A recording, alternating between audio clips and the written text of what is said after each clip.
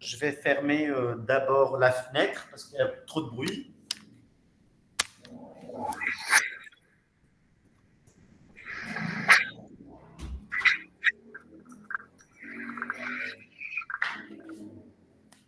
Voilà.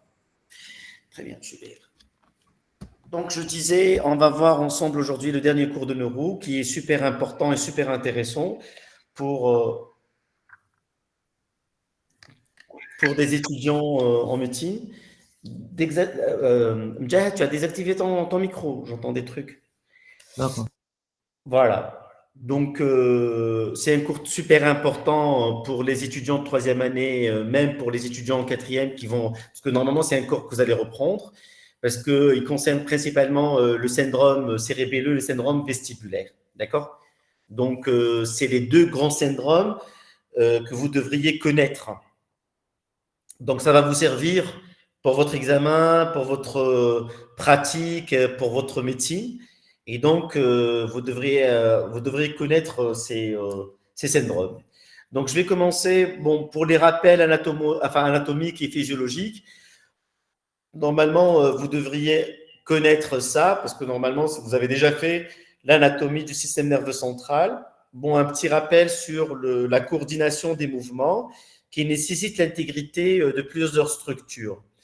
Donc, quand on parle de mouvement, on a vu dans les séances précédentes l'intérêt du système pyramidal, de l'extra-pyramidal, et j'ai insisté par rapport au pyramidal, au mouvement volontaire et à l'extra-pyramidal, au mouvement involontaire, mais j'ai dit que l'extra-pyramidal n'est pas complètement détaché du pyramidal. C'est pas possible.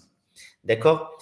Et que là aussi, quand on parle de coordination, il y a il y a plusieurs structures qui interviennent. Donc, il doit y avoir une intégrité de plusieurs structures. Donc, la coordination perturbée, si on a affaire à des troubles de motricité, et on a vu, si vous vous rappelez, la motricité dans le pyramidal et dans l'extra-pyramidal, là aussi, on va la revoir. Le tonus, on a vu le tonus dans l'extra-pyramidal et dans le pyramidal, si vous vous rappelez. Et bien sûr, le changement du tonus de l'hypotonie vers l'hypertonie. On va voir est-ce que le tonus dans la tête de la coordination il est particulier et quelles sont ses particularités. Et on va voir la sensibilité proprioceptive et on va parler principalement de l'ataxie. Donc l'ataxie qui va se manifester par des manifestations un peu particulières, principalement les troubles de la marche, qu'on va détailler par la suite. Et donc, la coordination dépend aussi de façon spécialisée de l'appareil cérébelleux principalement. Donc, le système cérébelleux reste quand même l'appareil clé dans la coordination. Alors, donc le cervelet, ça vous connaissez, je ne vous rapporte rien. Donc, le cervelet se trouve au niveau de la fosse postérieure et donc il se compose principalement par trois étages, supérieur, moyen et inférieur. Donc, vous avez le supérieur avec les pédoncules cérébraux, vous avez le moyen avec la protubérance, suivi par le bulbe. Et c'est exactement ce qu'on a vu avec le système pyramidal et l'extra-pyramidal. En fait, il s'agit des voies. Voilà. Donc, dans le cervelet, il y a deux systèmes principaux, donc deux voies principales, afférentes et efférentes. Dans l'afférente, c'est-à-dire les voies qui rentrent et qui sortent du cervelet. Donc, afférent, ça rentre, efférent, ça sort. D'accord? Donc, vous avez les voies afférentes, principalement la vestibulaire, la proprioceptive et la réticulaire et corticale. Donc là, pour vous dire qu'il y a toujours une relation entre les différents systèmes, entre les différentes parties du système central. Parce que quand on dit vestibulaire, on est avec le vestibule.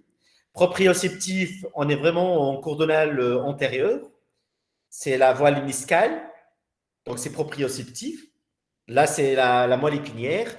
Et vous avez cortical et réticulaire. Donc, c'est toujours avec le système le cortical. Quand on dit cortical, c'est principalement le système pyramidal. Donc, vous voyez que c'est quand même intriqué. Malgré que le cervelet reste comment dirais-je, l'organe le plus important par rapport à la coordination. Mais bien sûr, tout en ayant en relation avec le vestibule, avec la corne antérieure de la voie limniscale au niveau de la moelle épinière et bien sûr avec tout ce qui est cortical par rapport au système pyramidal. Donc, ce qui est efférente, les voies efférentes, c'est-à-dire les voies qui sortent du cervelet, vous avez le thalamus qui reste quand même un noyau gris central, vous avez le cortex cérébral, donc ça fait une boucle, et vous avez bien sûr la moelle et les motoneurones, principalement la corne antérieure, c'est la voie limniscale. Ça, c'est vraiment en gros concernant le contact, si vous voulez, la relation du cervelet avec les autres organes du système nerveux central. Donc, la fonction du cervelet, on a dit que ça reste quand même le principal organe de la coordination, de la motricité volontaire. Et bien sûr, il est régulé, cette motricité et bien sûr la régulation du tonus musculaire. Le cervelet est là quand même une relation directe aussi avec la régulation du tonus musculaire. Alors, le syndrome cérébelleux, c'est le premier syndrome important que vous devriez connaître par cœur. Quand est-ce qu'on parle d'un syndrome, comment on définit un syndrome cérébelleux? Eh bien, c'est quand vous avez une incoordination cérébelleuse, qu'on va voir tout de suite qu'est-ce que c'est. On parle d'une incoordination cérébelleuse. Et on va voir sur le plan clinique comment on la recherche. Vous avez un trouble du tonus, principalement l'hypotonie. Donc là, normalement, dans l'atteinte cérébelleuse, dans le syndrome cérébelleux, vous n'avez pas d'hypertonie. D'accord? Contrairement au syndrome pyramidal, là où vous pouvez avoir l'hypotonie en aigu, l'hypertonie en chronique. Et dans l'extra-pyramidal, ça dépend des situations. Vous avez de l'hypertonie, de l'hypotonie, mais pas une transformation d'une hypotonie vers l'hypertonie. Et dans le cérébelleux, vous avez carrément une hypotonie. D'accord? Donc, si on parle de syndrome cérébelleux, c'est une incoordination, une hypotonie, et on va parler du tremblement qu'on va différencier au tremblement extra-pyramidal. Principalement du tremblement parkinsonien qui, lui, survient au repos, qui s'aggrave à l'émotion, etc. Donc ça, retenez la triade. À chaque fois, on a une triade pour tel ou tel syndrome. Donc la médecine adore les triades. Donc la triade du syndrome cérébelleux, c'est l'incoordination cérébelleuse, l'hypotonie et le tremblement. On va détailler chacun.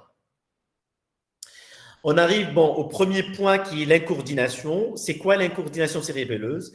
C'est qu'elle est indépendante du contrôle visuel. Donc, elle ne dépend pas du contrôle visuel, contrairement au syndrome vestibulaire qu'on va voir tout de suite.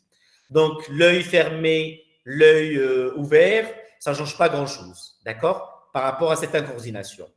Donc, elle n'est pas contrôlée par l'ouverture ou par la vision, l'ouverture ou la fermeture de l'œil. Trouble du maintien des attitudes. On va voir d'ailleurs. Il y a un trouble des maintiens des attitudes et il y a les troubles des mouvements qu'on va détailler. D'accord? Retenez le premier détail, indépendante du contrôle visuel. Ça, c'est extrêmement important pour le différencier du syndrome vestibulaire qu'on va voir tout de suite.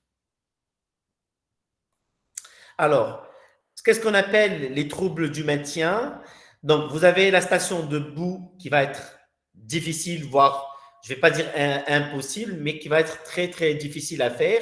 D'ailleurs, qui va s'exprimer par ce qu'on appelle l'élargissement du polygone de sustentation. Carrément, quand vous voyez un patient debout, pour qu'il se tienne debout, il va élargir, il va écarter ses jambes, si vous voulez. D'accord? Et on appelle ça un élargissement du polygone de sustentation, qui est un élément super important dans l'atteinte ou dans le syndrome cérébelleux. Vous allez avoir une oscillation dans tous les sens. D'accord? C'est des patients, quand ils sont debout, ils oscillent. D'accord? C'est comme si ils ont pris de l'alcool. D'accord? C'est comme s'ils ont picolé de l'alcool. Le Romberg.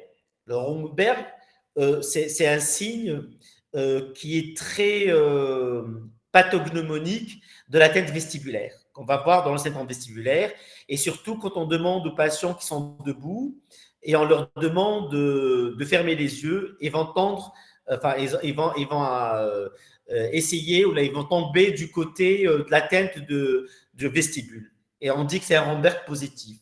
Donc, le Romberg n'a rien à voir avec le syndrome cérébelleux. D'accord? Donc, le Romberg ici, il est négatif.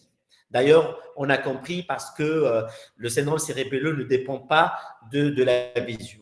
Donc, œil fermé, œil ouvert, ça ne change rien par rapport aux symptômes. Si je dis pas, ça ne change rien. La position assise, vous avez des patients pour passer de la position assise à la position allongée à l'assise, c'est carrément le patient aussi complètement. D'accord. Et là, parce qu'il y a aussi un problème du tonus. D'ailleurs, on va voir tout à l'heure l'atteinte du tonus quand on demandera aux patients, un patient qui croise les bras en position allongée, on lui demande de s'asseoir, il va vraiment trouver des difficultés, il ne pourra jamais le faire d'ailleurs. Donc ça, c'est les troubles du maintien. Donc là, c'est des éléments qui font partie du syndrome métabolique, du syndrome cérébelleux. Vous avez l'indépendance du contrôle visuel, on a compris pourquoi. Donc, œil fermé, œil ouvert, ça ne change rien. Mobilité quand le patient est debout. Vous avez un élargissement du polygone de sustentation. Vous avez une oscillation, c'est des patients qui vibrent, qui oscillent dans tous les sens. Un Romberg négatif, c'est-à-dire quand il ferme les yeux, il ne tombe pas à gauche ou à droite, ça dépend, et ça, on le verra dans le syndrome vestibulaire, contrairement au syndrome cérébelleux. Et bien sûr, vous avez la position assise, vous avez surtout le passage de la position décubitus ventral, décubitus dorsal strict vers le décubitus, vers la position assise. Et bien sûr, il y a toujours cette oscillation, il y a l'impossibilité de le faire. Alors, les troubles des mouvements, ça, on arrive au troisième point de la triade du syndrome cérébelleux. Qu'est-ce qu'on appelle troubles des mouvements? Vous allez avoir troubles de la marche, troubles de l'exécution du mouvement finalisé, c'est-à-dire vous allez demander au patient de toucher votre doigt, vous lui demandez touchez mon doigt, par la suite touchez votre nez. Et là, il a vraiment, d'ailleurs, il fait des oscillations, des tremblements. Il a du mal à toucher rapidement votre doigt et son nez par la suite. Donc, la finalité, il y a une finesse qui ne se fait pas.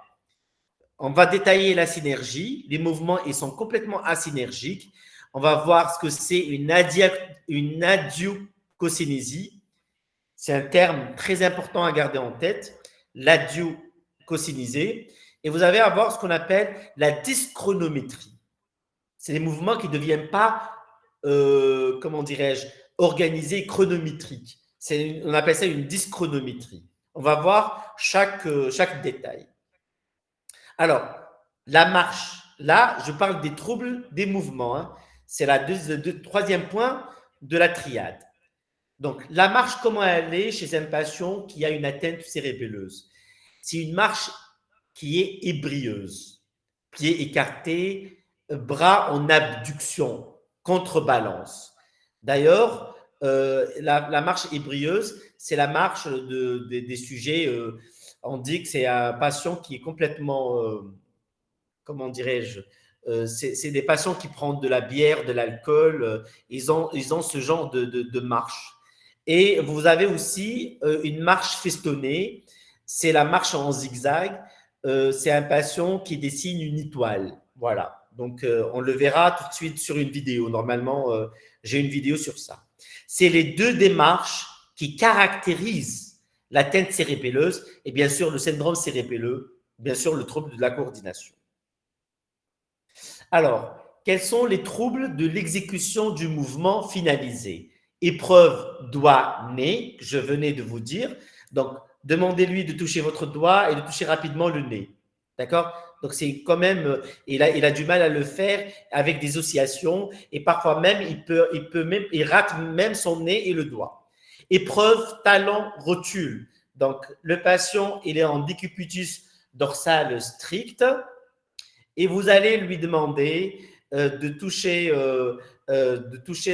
ou bien, ça, c'est pas le talon-rotule, hein, c'est une autre manœuvre. Le malade allongé, on va lui donner, ça c'est pas talon rotule, c'est une épreuve, c'est-à-dire le patient allongé, les membres inférieurs bien étendus en extension sur le lit. Vous allez lui demander de suivre le trajet de la crête tibiale du début à la fin. Et donc, ça, ils vont trouver une difficulté à faire ça. Et l'épreuve talon-rotule, c'est carrément, ils peuvent faire ça et ils peuvent aussi trouver des difficultés à toucher la rotule avec le talon. Donc, le talon du pied droit, il touchera la rotule du pied, enfin, du membre gauche. Voilà. Et donc là, vous allez voir que ils trouvent des difficultés à le faire. C'est comme l'épreuve douanée. Et vous avez les directions du mouvement est conservée, mais le but est dépassé. Voilà. C'est ce qu'on appelle une dysmétrie. Donc, au lieu qu'il touche son nez, il touche la joue. Voilà. Donc, et vous essayez de lui dire de faire ça d'une façon un peu rapide. Et plus il accélère, plus il a vraiment du mal à toucher la cible. D'accord? Donc ça, c'est les épreuves. Et donc, vous allez voir que le patient a du mal à le faire d'une façon à ce qu'il est en train d'osciller la main. Et en même temps, quand vous lui demandez de faire ça rapidement, toucher son doigt puis son nez à lui, donc il va rater la cible. Qu'est-ce qu'on appelle une asynergie? On est toujours dans les troubles des mouvements. D'accord?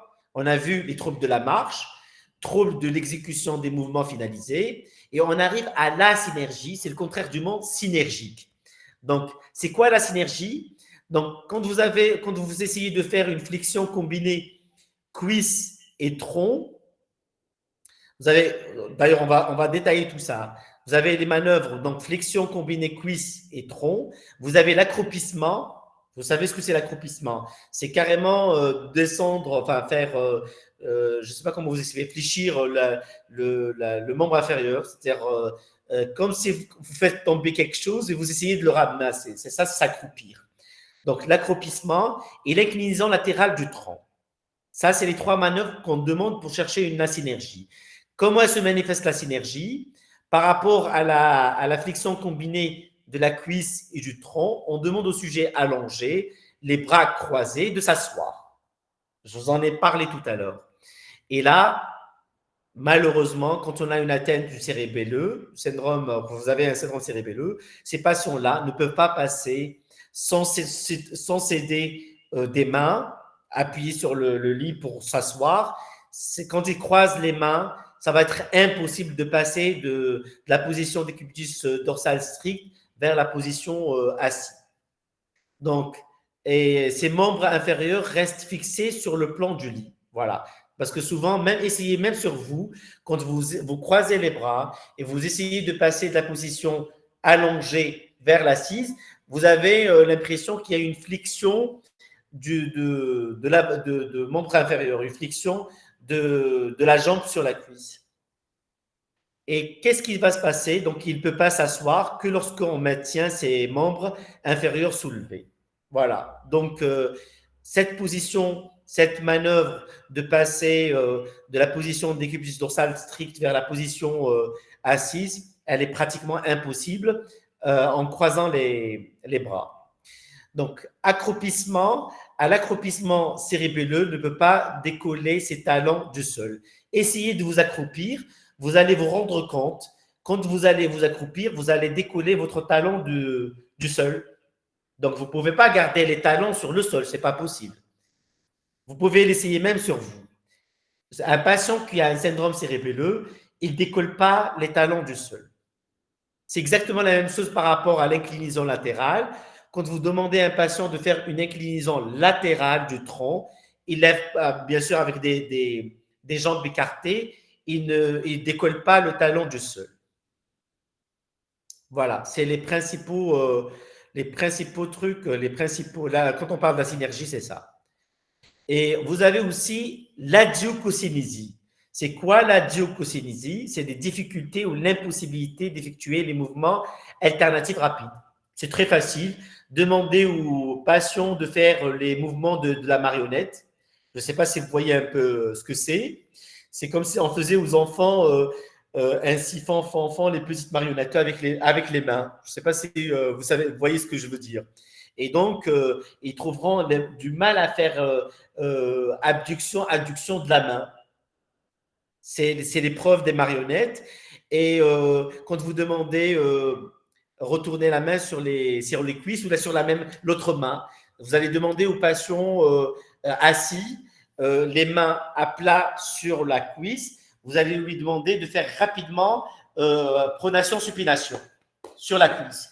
Il va trouver vraiment du mal à le faire, ou bien l'autre main sur les deux mains, vous rejoignez les deux mains, et une main sur l'autre, vous allez faire pronation supination sur la main. Et là aussi, c'est impossible de le faire. Battre la mesure avec les pieds, là aussi, donc là aussi, ça ne va pas être possible. Ça, c'est des manœuvres, ce qu'on appelle des manœuvres alternatives. Normalement, j'ai normalement une vidéo pour vous la montrer. Donc là, on a une adiococinisée. L'adiococinisée, c'est ça. C'est l'impossibilité de faire les manœuvres alternatives rapides. Et la dyschronométrie, c'est ça, c'est de rater le retard au déclenchement du mouvement. Donc, quand vous lui demandez de toucher, par exemple, le nez ou de toucher son doigt, le doigt de l'examinateur, entre doigts de l'examinateur, donc il a un ralentissement à faire le mouvement. Il est ralenti le malade et il met du temps pour déclencher le mouvement. Bien sûr, le déclenchement, il est long et pour s'arrêter, il ne peut pas s'arrêter rapidement. Donc, par exemple, si vous demandez à un patient de marcher sur une ligne droite et il commence à marcher, bien sûr, il a du mal à marcher parce qu'il y a une atteinte cérébelleuse, bien sûr, avec un polygone élargi, un polygone 601. Donc, une fois que vous lui demandez de s'arrêter, il ne peut pas le faire d'une façon brutale. Donc, il va mettre quelques petites marches pour s'arrêter. Et c'est ce qu'on appelle une dyschronométrie. Voilà, c'est une dyschronométrie. Donc, les anomalies, donc là, c'est principalement la synergie, les troubles de l'exécution du mouvement finalisé et bien sûr les troubles de la marche. Tout ça rentre ce qu'on appelle les troubles des mouvements. Il nous reste la dyschronométrie, on a vu. Donc, dans les troubles des mouvements, on a parlé des troubles à la marche ébrieuse de la personne qui prend de l'alcool, par exemple, et fistonnée. Vous avez les troubles de l'exécution du mouvement finalisé. C'est principalement le mouvement talon-rotule, talon-rotule, doigt-nez. Vraiment, il trouve du mal à le faire. La synergie, on a vu tout à l'heure que le patient, en faisant, il s'accroupit ou bien une latéralisation du tronc, il ne décolle pas le talon du sol, chose qui n'est pas normale. Et l'adiococénésie, c'est les mouvements alternes rapides, c'est les mouvements des marionnettes, les mouvements de faire pronation, supination sur la cuisse. Il trouve vraiment du mal à le faire. Et la dyschronométrie, c'est carrément quand vous lui demandez de s'arrêter, il a du mal à s'arrêter brusquement, et même pour enclencher et amorcer un mouvement, il met un temps pour le faire. Et on appelle ça une dyschronométrie. Ça, c'est aussi des paramètres qui rentrent dans les troubles des mouvements. Est-ce que ça va jusque-là? Donc, ça fait partie de la triade. Hein? Est-ce que ça va? Donc là, on a parlé de l'indépendance au contrôle visuel, on a parlé du trouble du maintien des attitudes et du trouble des mouvements. Ça, c'est l'incoordination cérébelleuse. Là, on va parler du tonus. Donc, l'incoordination cérébelleuse, elle fait partie de la triade, qui est le premier point.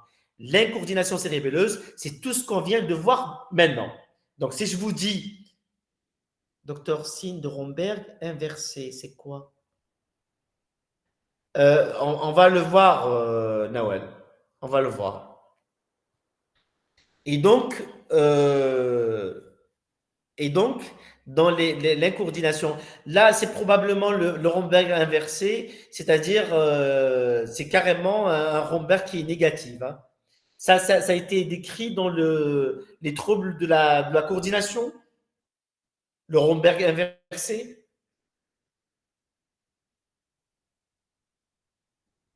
Gilali.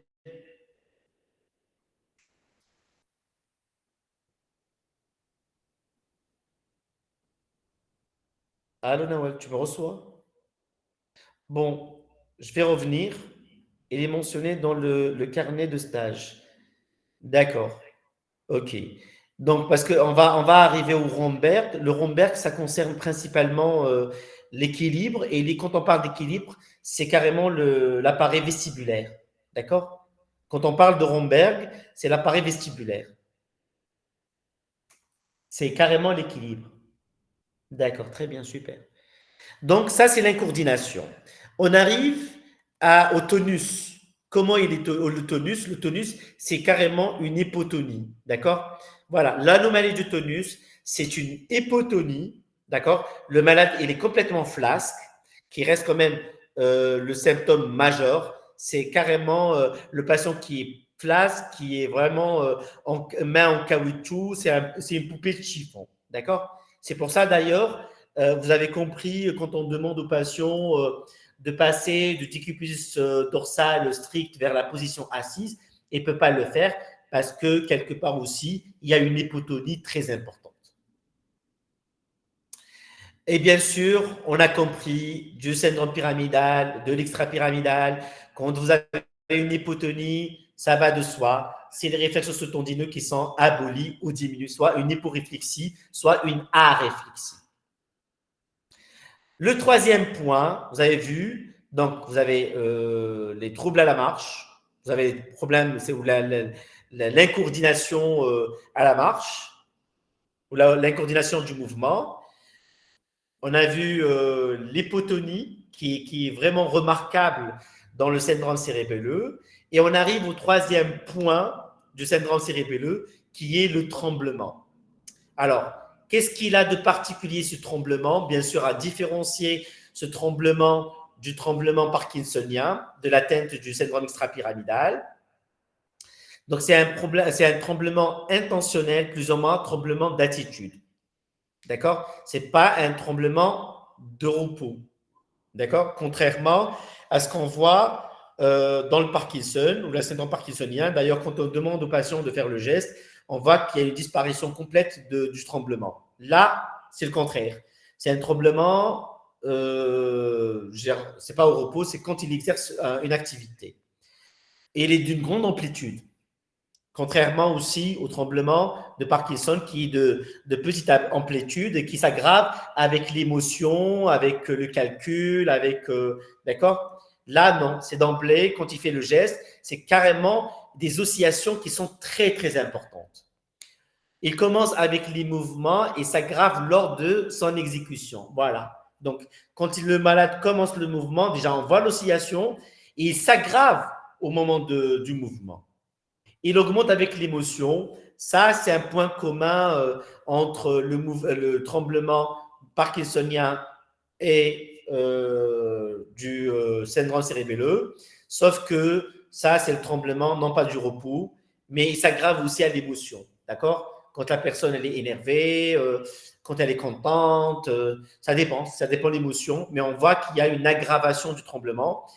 Et là aussi, un point partagé avec le syndrome extrapyramidal, si vous vous rappelez, on dit que le syndrome extrapyramidal, quand on a un tremblement, il disparaît complètement avec le sommeil. Là, je parle du repos, donc il disparaît également au repos, au sommeil. D'accord? Ça, c'est les caractéristiques du tremblement du syndrome cérébelleux. Voilà. Normalement, c'est le dernier point qu'on aborde, pas concernant le syndrome cérébelleux. Est-ce que ça va? Normalement, c'est pas compliqué le syndrome cérébelleux. Il y a aucun problème. D'ailleurs, je préfère, avant d'entamer les troubles de l'équilibre, je vais vous montrer un peu les troubles de la coordination, surtout les démarches. J'ai envie de vous montrer quelques vidéos. Est-ce que ça va? Est-ce que vous n'avez pas de questions sur ça? Normalement, c'est très clair le cérébelleux. Il n'y a aucun souci. Vous devriez retenir la triade, l'incoordination cérébelleuse, l'incoordination cérébelleuse, vous avez les troubles du tonus et vous avez le tremblement. D'accord? Et donc, dans chacun, il y a des. Alors là, dans l'incoordination cérébelleuse, il y a vraiment beaucoup de détails. Hein. Donc, ce que je viens de vous montrer. Dans le tonus, il n'y a pas grand-chose et dans le tremblement également. Le tonus, c'est une hypotonie. Il n'y a pas une histoire par rapport à ça. C'est en poupée de chiffon. Le patient est complètement flasque. Et dans le tremblement, il est contraire au tremblement parkinsonien. Donc, c'est un tremblement, non pas de repos, au contraire, c'est un tremblement à l'action, et d'ailleurs qui s'aggrave quand la personne commence le mouvement et pour l'achever, il y a une aggravation du tremblement. Mais ce qui est en commun, bon, avec des grandes oscillations, contrairement au Parkinson. Et qu'est-ce qui est en commun avec le Parkinson? C'est que, et ça s'aggrave avec l'émotion, quand vous demandez au patient de faire un calcul, quand vous l'énervez, donc il aggrave ses tremblements, et aussi il disparaissent au repos. Voilà, c'est contrairement au Parkinson, au repos, il est là, mais le Parkinson disparaît dans le sommeil. Voilà. Le repos, par rapport au cérébelleux, il disparaît quand même. Parkinson, repos, il ne disparaît pas. Voilà, donc je vais essayer de vous montrer. Normalement, j'ai une vidéo ici. Je suis obligé de sortir et de vous partager une vidéo. Normalement, je ne sais pas si ça se fait exactement de la même façon parce que j'ai pas pu j'ai pas pu mettre ça sur les diapos. Voilà. Non, non, non, non, non. Je ne sais pas si je pourrais partager une vidéo.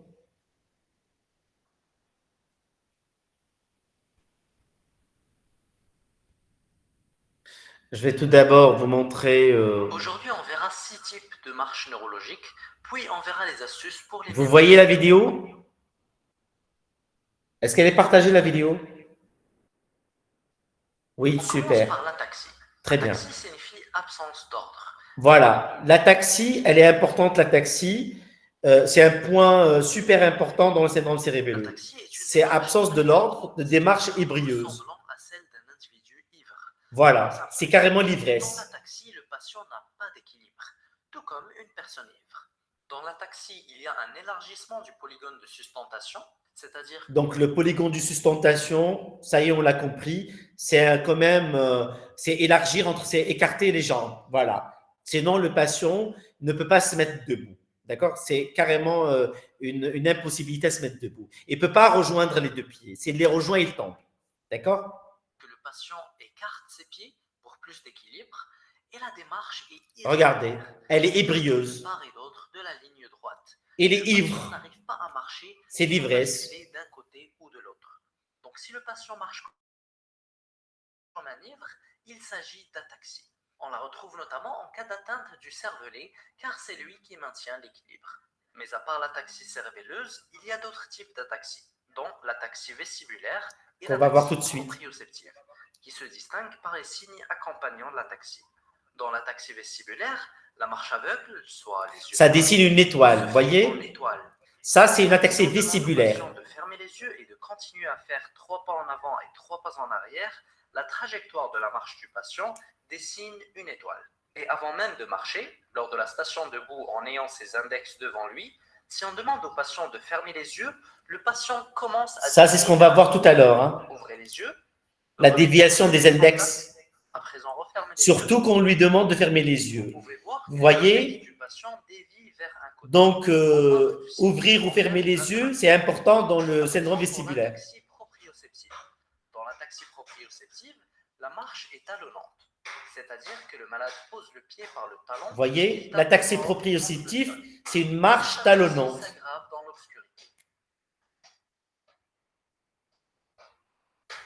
L'obscurité, c'est l'équivalent de fermer les yeux. Hein. Il y a une atteinte de la proprioception. Donc le patient ne sait plus où se trouve son pied par rapport au sol. Par conséquent, il le tape fort par terre. Ça, c'est le diagnostic différentiel hein, avec l'ataxie cérébelleuse. Le patient utilise aussi sa vision pour savoir où se trouvent ses pieds. Donc, dans l'obscurité, l'ataxie proprioceptive s'aggrave. Donc, j'espère que vous avez compris. La cérébelleuse, vous n'avez pas, vous demandez aux patients de fermer les yeux ou de les ouvrir, ça ne change rien. Dans le vestibulaire, dans le proprioceptif, ça change tout.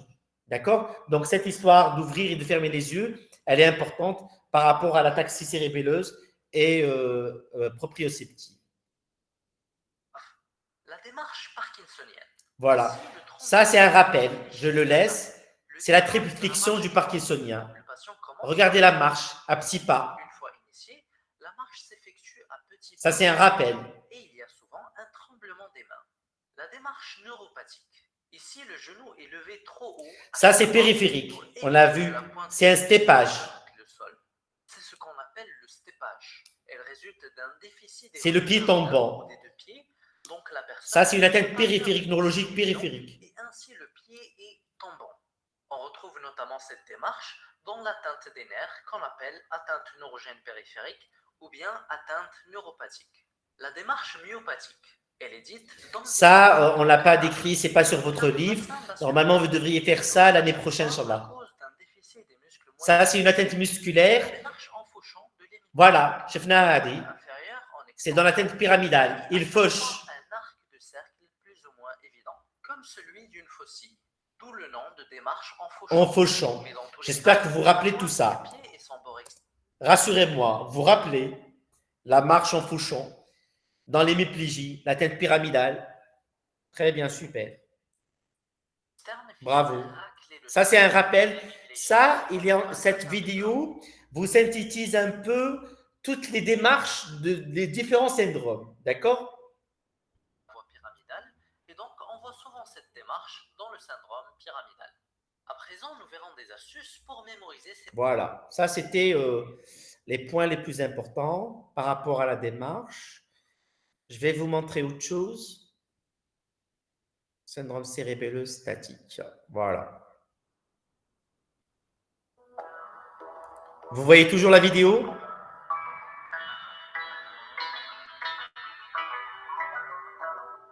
Vous voyez la vidéo? Très bien, super.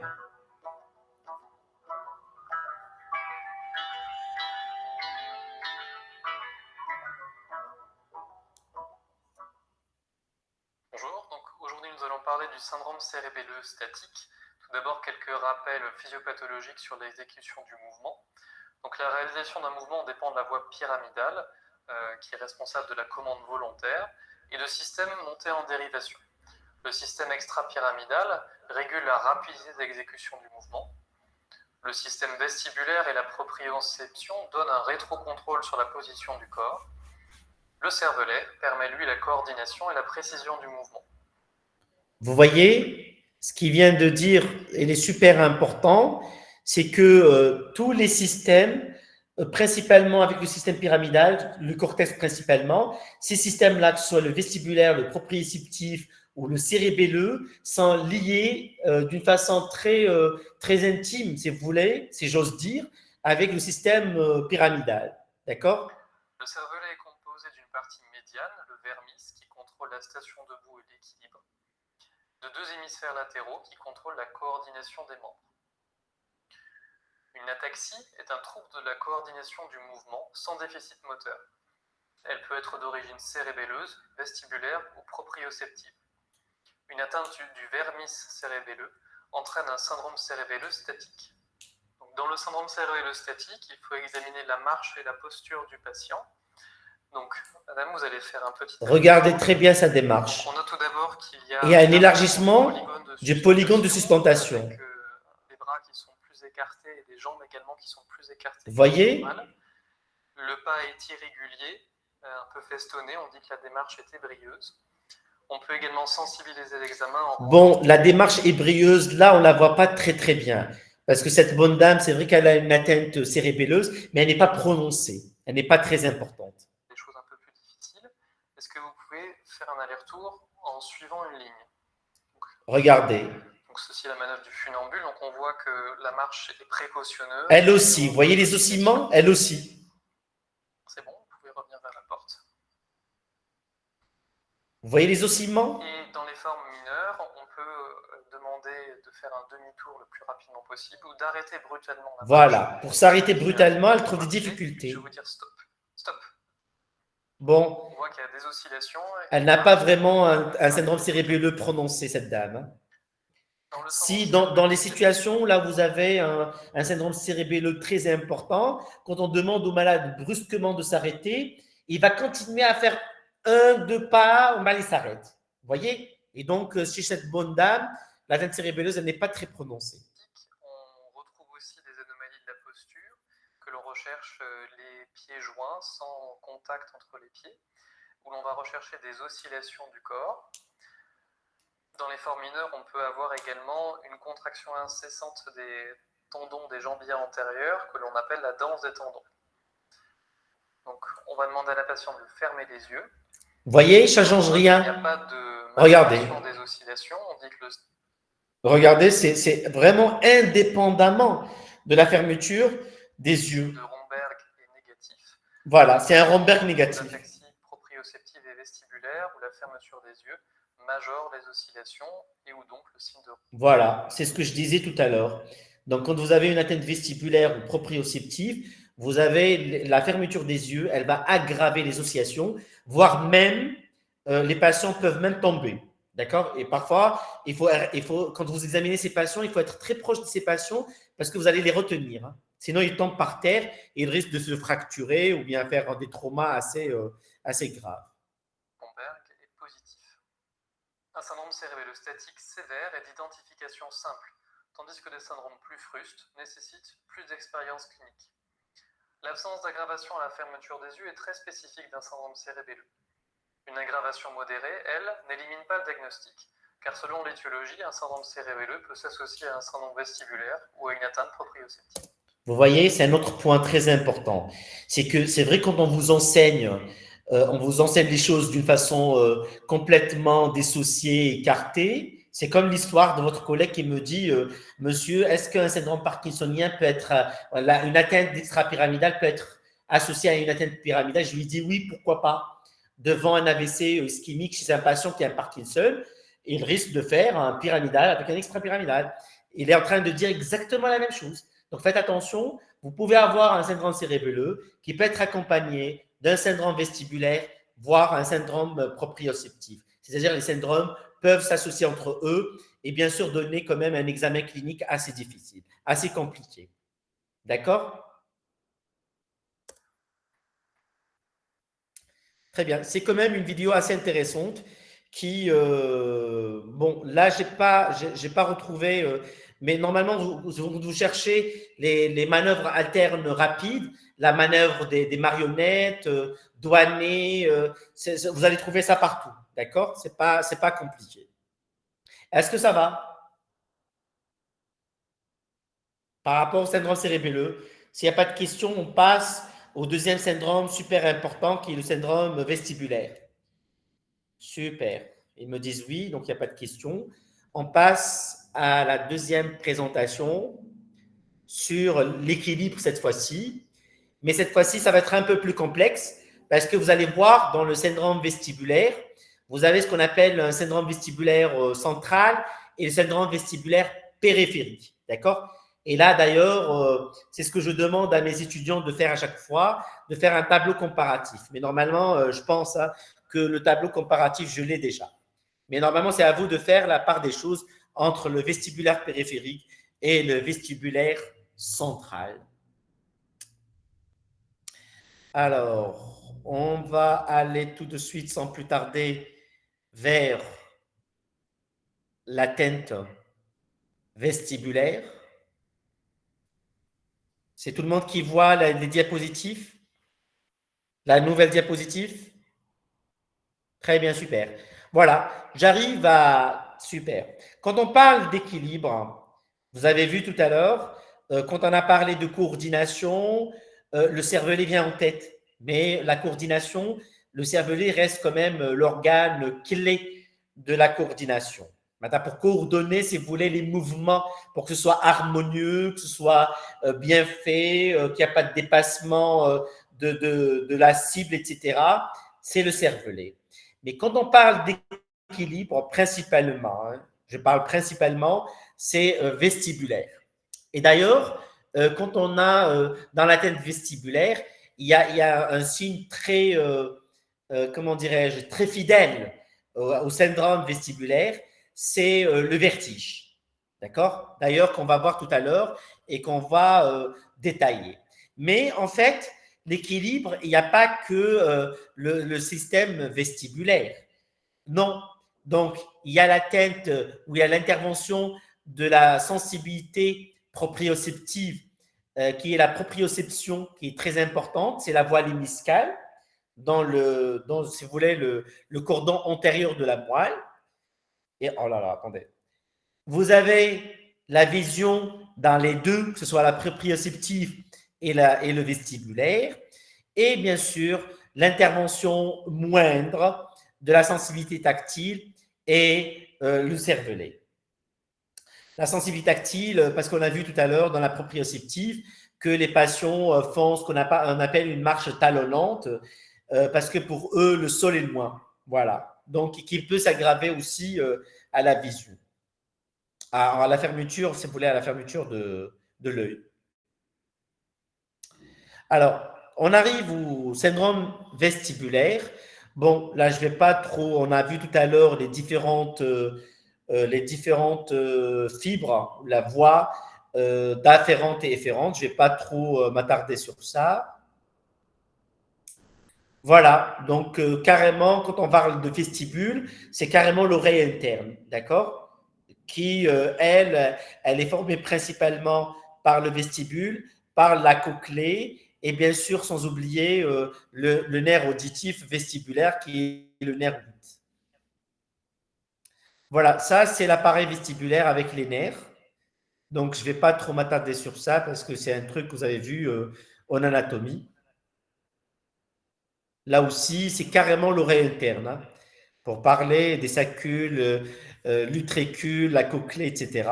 Ça, c'est bien sûr. Et là, à l'intérieur, vous avez l'endolymphe avec si vous vous rappelez, les cils qui peuvent nous orienter par rapport à l'endolymphe, parce que le mouvement de ce liquide, il va toucher aux cils, il va nous donner une information au niveau cérébral central qui va donner une information sur carrément la position et l'équilibre. Alors, donc, bon, là, je ne vais pas aussi trop m'attarder sur ça par rapport aux récepteurs au niveau des canaux semi-circulaires et principalement si vous voulez, les poils qui se trouvent au niveau du système vestibulaire qui vous oriente par rapport à cette endolymphe, par rapport à la position. Bon, je ne vais pas trop m'attarder aussi sur le trajet du nerf. Voilà, donc les fibres nées des noyaux vestibulaires, parce qu'il y a des noyaux au niveau vestibulaire, ils sont à 3 destinées, pour vous dire que c'est quand même lié. Et ça, vous avez la destinée cérébelleuse, donc du noyau vestibulaire vers le cervelet. Vous avez des fibres à destinée la corne antérieure de la moelle, qui elle aussi rejoint la voie hémiscale. Et donc, on est ici.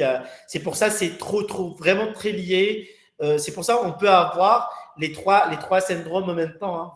C'est possible, hein, d'avoir un syndrome cérébelleux avec un syndrome vestibulaire et même avec un syndrome proprioceptif, l'atteinte de la sensibilité proprioceptive. Et vous avez bien sûr aussi des fibres qui peuvent aller carrément vers le noyau oculomoteur. Et donc, l'oculomotricité qu'on va voir tout à l'heure. Bien sûr, il y a ce qu'on appelle le nystagmus. D'ailleurs, dans la thèse vestibulaire, le nystagmus, comme le vertige, c'est quand même un signe très fidèle au syndrome vestibulaire. Et comment on comprend ces trucs? C'est carrément parce qu'il y a une liaison claire entre les noyaux vestibulaires, avec le noyau oculomoteur, les noyaux vestibulaires avec la corne antérieure, et bien sûr, les noyaux vestibulaires avec le cervelet. Et donc, vous voyez que la fonction du 7 vestibulaire, enfin, pas le 7, hein, c'est le 8. Le 7, c'est facial. Donc, le 8 vestibulaire, il régule le tonus de la posture. Faites attention, s'il vous plaît. Donc, ce n'est pas un 7 romain, c'est un 8 romain. Est-ce que ça va jusque-là? Parce que là, on arrive à la triade, la partie la plus importante du cours. Comme on a vu tout à l'heure, la triade du syndrome cérébelleux, là, on attaque la triade du syndrome vestibulaire, qui, elle, vous avez les vertiges, que je viens de dire avant cette plaque, je l'ai cité, l'atteinte du nystagmus, donc oculomotricité, et vous avez les troubles de l'équilibration qu'on va détailler chaque élément. Alors, comment ils sont les vertiges dans le syndrome vestibulaire? Donc, c'est carrément le patient. D'ailleurs, ces patients, quand ils ont un vertige très important rotatoire, ils n'arrivent même pas à ouvrir les yeux. D'ailleurs, ils ferment les yeux. Je ne sais pas si vous avez déjà vu ça. Donc, c'est une sensation de déplacement des objets environnants par rapport à son corps. Et j'ai l'impression que tous les objets qui bougent. D'accord? Et donc, c'est vraiment une sensation très désagréable. C'est un déplacement rotatoire. Parce que aujourd'hui, vous avez dû remarquer que les gens utilisent le mot vertige et ne savent pas ce que c'est un véritable vertige. Donc, une fois qu'ils ont un malaise ou ils ont un truc, ils vous disent j'ai le vertige. D'accord? Mais en fait, le vertige, c'est le déplacement des objets et c'est vraiment rotatoire.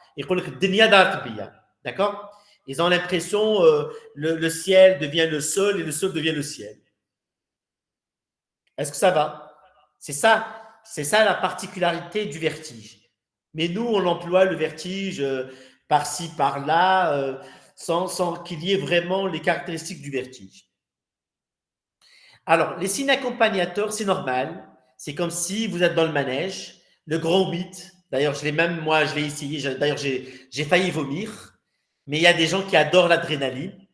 Donc, c'est une pâleur, les nausées, la sueur, la tachycardie. C'est normal. C'est un patient qui est dans le manège et il est dans le grand 8, carrément. Si le vertige est intense, le malade est confiné au lit, carrément. C'est carrément des vertiges qui sont invalidants. D'accord? D'ailleurs, c'est des patients qui sont cloués au lit. Et d'ailleurs, quand ils se mettent debout, ils risquent de tomber. Il y a des nausées, et il y a des objets qui bougent, et aussi cette sensation rotatoire qui est très désagréable. Ça, c'est les caractéristiques du vertige, du syndrome vestibulaire.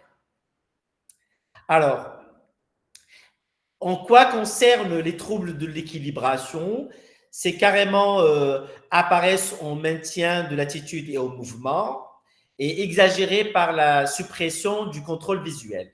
C'est-à-dire, donc, la station debout, vous avez des patients qui sont inclinés, donc on a une inclinaison lente du corps vers le côté de la lésion. C'est ce qu'on appelle un Romberg. Et ce Romberg, d'ailleurs, c'est un Romberg latéralisé.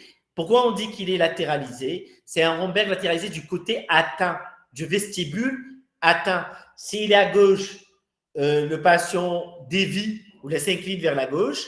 S'il est à droite, il s'incline vers la droite. Et faites attention, soyez proche de ces patients parce qu'ils risquent de tomber. Alors là, quand vous lui demandez de fermer les yeux, il tombera, c'est sûr. D'accord? Donc, c'est un syndrome, c'est ce qu'on appelle un Romberg positif, un Romberg latéralisé positif. Pourquoi Romberg? C'est carrément cette inclinaison qui se voit. On appelle ça un signe de Romberg. Latéralisé, elle est du côté atteint, c'est-à-dire du côté du vestibule atteint, qui est aggravé par la fermeture des yeux. Voilà, ça, c'est les caractéristiques du signe du Romberg qu'on retrouve dans l'atteinte vestibulaire. L'épreuve des index, on l'a vu tout à l'heure, si vous vous rappelez.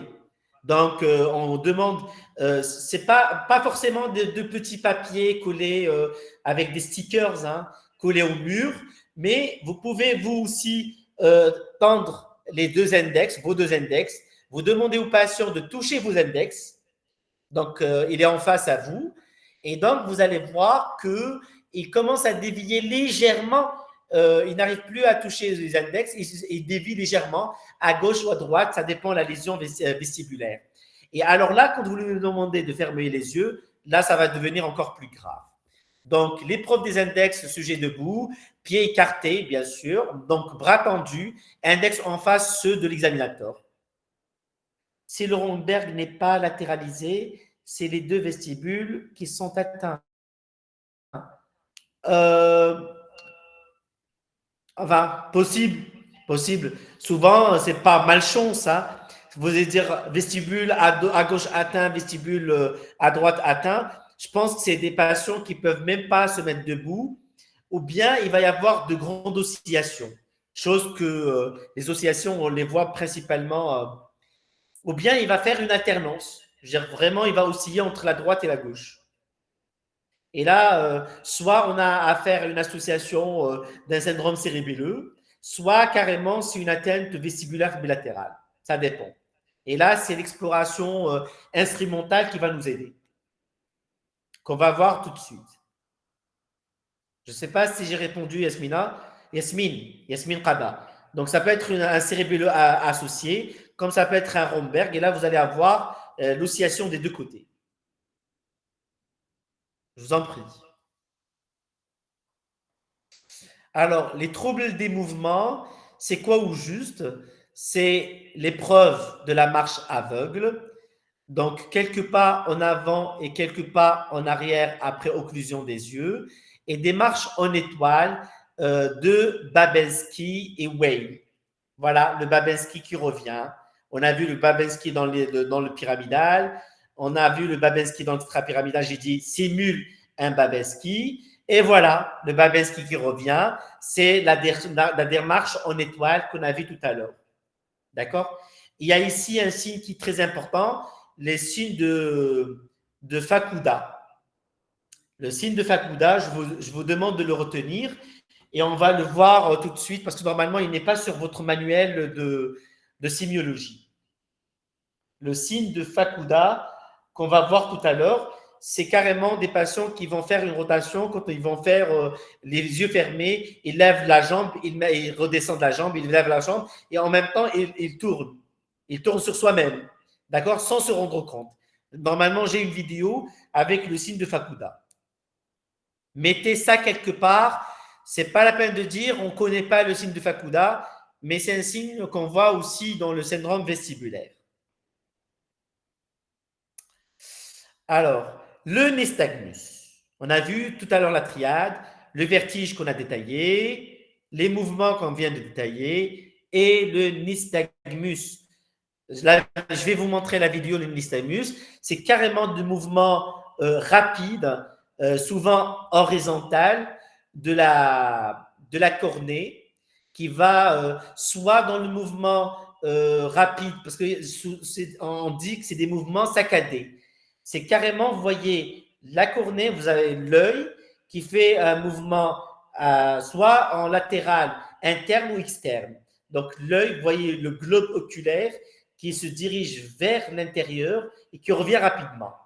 Donc, un mouvement long avec un mouvement rapide.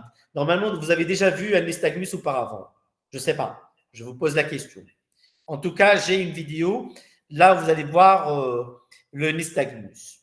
Donc, c'est un trouble de la motilité oculaire. Donc, c'est des oscillations involontaires rythmiques des globes oculaires avec deux composantes lentes dans un sens et rapides dans l'autre. Voilà, c'est ce que j'étais en train de vous dire. Je vais vous montrer la vidéo, elle est très bien. Alors, fixé à un point éloigné, le nystagmus apparaît dans une position horizontale, droit ou gauche, ou bien verticale. C'est très rare, hein. J'ai pas vu de nystagmus verticaux. Hein. Le vertical, c'est en haut, vers le bas. D'accord? C'est un nystagmus vertical. Souvent, la majorité des patients présentent des nystagmus horizontales qui vont de droite à gauche. D'accord? Et bien sûr, les épreuves instrumentales, labyrinthiques.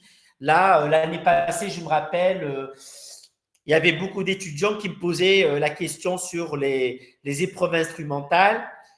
Donc, normalement, là aussi, j'ai une vidéo que je n'ai pas pu télécharger, mais vraiment, elle est très, très bien faite, très, très bien détaillée. C'est vrai qu'on ne vous demande pas les détails sur les épreuves instrumentales, mais puisque vous allez chercher après les épreuves instrumentales, marhaba, on va aller voir donc, tout de suite. C'est principalement chercher les réflexes qu'on appelle les RVO et les RVS, les réflexes vestibulo-oculaires et les réflexes vestibulo-spinales. D'accord? Ça, c'est les épreuves instrumentales labyrinthiques. Vous allez me dire, monsieur, pourquoi c'est intéressant de les chercher? Parce que vous allez voir tout à l'heure, quand on fera la part des choses entre le syndrome vestibulaire périphérique et le syndrome vestibulaire central, vous allez voir que ce n'est pas la même chose. Ils sont présents dans l'un et sont absents dans l'autre. Ils sont absents carrément dans le vestibulaire central. Donc, quand vous avez carrément un syndrome vestibulaire central, l'examen par les épreuves instrumentales ou labyrinthiques sont normaux. Voilà. Donc, il n'y a pas d'atteinte, il n'y a pas de. Il y a pas, c'est pas positif. D'accord. Il n'y a pas un déclenchement d'un nystagmus et on dit que c'est un vestibulaire central. Ou bien, soit il est appelé central, soit il est appelé disharmonieux. On appelle ça un syndrome vestibulaire disharmonieux. D'accord. Contrairement au syndrome vestibulaire périphérique, ne vous inquiétez pas, je vais le reprendre tout de suite. Hein. J'anticipe un peu les choses. Dans le syndrome vestibulaire périphérique, ces épreuves instrumentales ou labyrinthiques, elles sont positives, elles sont dites une hypoexcitabilité ou inexcitabilité unilatérale. Et bien là aussi, on parle de syndrome vestibulaire périphérique ou carrément un syndrome vestibulaire harmonieux, contrairement au central. D'ailleurs, c'est carrément des questions hyper tombables à l'examen, faites attention, par rapport au syndrome vestibulaire périphérique et vestibulaire central. Alors, le syndrome vestibulaire, donc là, je vais donner les détails. Comme je viens de vous le dire, il y a ce qu'on appelle un syndrome vestibulaire périphérique et le syndrome vestibulaire central. Comment on fait la part des choses entre les deux? Et là, c'est vraiment un point très, très important du syndrome vestibulaire. Alors, le syndrome vestibulaire périphérique, vous avez la topographie. Donc, ça dépend des récepteurs ou nerfs vestibulaires atteints.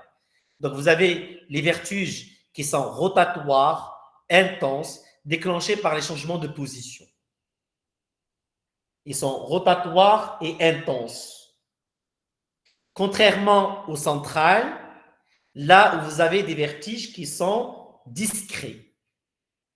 D'accord? Donc, si vous avez affaire à un patient qui a un vertige rotatoire, il voit le déplacement des objets, il a des nausées et trucs, pensez à un vestibulaire périphérique, ou bien on dit syndrome vestibulaire harmonieux, c'est-à-dire la même chose. D'accord? Vous avez des troubles majeurs de l'équilibration. Vous avez des troubles majeurs de l'équilibre. Là aussi, les troubles de l'équilibre sont par exemple franchement latéralisés, multidirectionnels dans le central. Mais les troubles, ils sont importants dans le vestibulaire périphérique, ils sont majorés. D'accord? Vous avez la déviation des index et vous avez un nystagmus qui est horizontal. Donc, dans le central, vous avez un nystagmus qui est très marqué, contrairement au périphérique, par l'atteinte principalement quand ça fait participer l'atteinte bulbaire. D'accord? Surtout l'atteinte pédonculaire. Et vous avez les épreuves instrumentales. J'en ai parlé tout à l'heure, parce que là, ça crée quand même un sérieux problème avec les étudiants. Donc, quand vous avez une épreuve qui est positive, ça veut dire positive, ça veut dire que ça, vous avez une hypoexcitabilité unilatérale ou inexcitabilité unilatérale. Vous allez me dire, monsieur, de quelle excitabilité vous allez parler? Je parle principalement de nystagmus. D'accord? C'est le déclenchement de nystagmus. Il y en a plusieurs épreuves, hein. Il n'y a pas que le déclenchement de nystagmus. Il y a même les épreuves du potentiel évoqué, les potentiels évoqués auditifs. D'accord? Et donc, je vais vous les montrer tout de suite. Donc, quand l'épreuve, elle est positive, c'est là qu'on dit qu'on est en faveur, c'est en faveur d'un périphérique, et c'est vraiment ça qui vous permettra de dire que c'est harmonieux. D'accord? Donc, le mot harmonieux, on l'a utilisé quand ces épreuves instrumentales sont positives. Je ne sais pas si vous avez compris. Je vais vous montrer les épreuves instrumentales. Est-ce que ça va? Eh oh, l'équipe. Ça, c'est la partie la plus importante du cours. Hein. Donc, si vous reteniez ça, bon coup. D'ailleurs, on est à la fin du cours. Donc, je reprends rapidement. Un vestibulaire périphérique. Le vertige, il est rotatoire, il est intense.